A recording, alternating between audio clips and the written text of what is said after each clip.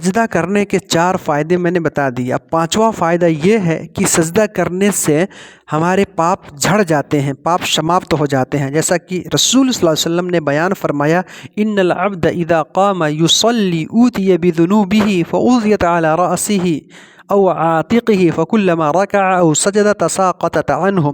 کہ جب ایک بھکت نماز پڑھتا ہے، نماز کے لیے کھڑا ہوتا ہے اور اللہ سے پرارتھنا کرتا ہے، اللہ کی اپاسنا میں لگ جاتا ہے، تو اس کے سارے پاپ اس کے سر کے اوپر یا اس کے کندھے کے اوپر لا کے رکھ دیے جاتے ہیں.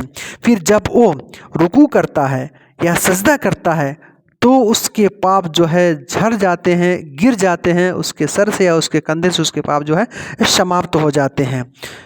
اور اس کا 6واں فائدہ کیا ہے میرے بھائیوں، کہ سجدہ یہ دعا کے سویکار ہونے کا استھان ہے. اللہ کے رسول صلی اللہ علیہ وسلم بیان فرماتے ہیں کہ اقرب ما یکون العبد من ربہ وہو ساجد فاکثر الدعاء. جب ایک بھکت نماز پڑھتا ہے یعنی اپنے رب سے، اپنے پالن کرتا اللہ سے ایک دم نکٹ ہوتا ہے. کس اوستھا میں؟ جب وہ سجدے کی حالت میں ہوتا ہے. جب انسان نماز پڑھتا ہے اپنے اللہ سے نکٹ ہوتا ہے، نزدیک ہوتا ہے، قریب ہوتا ہے. جب وہ رکوع میں جاتا ہے تو اور نکٹ ہو جاتا ہے. جب وہ سجدہ میں جاتا ہے تو اللہ کے اور نزدیک ہو جاتا ہے، اللہ کے اور نکٹ ہو جاتا ہے، قریب ہو جاتا ہے.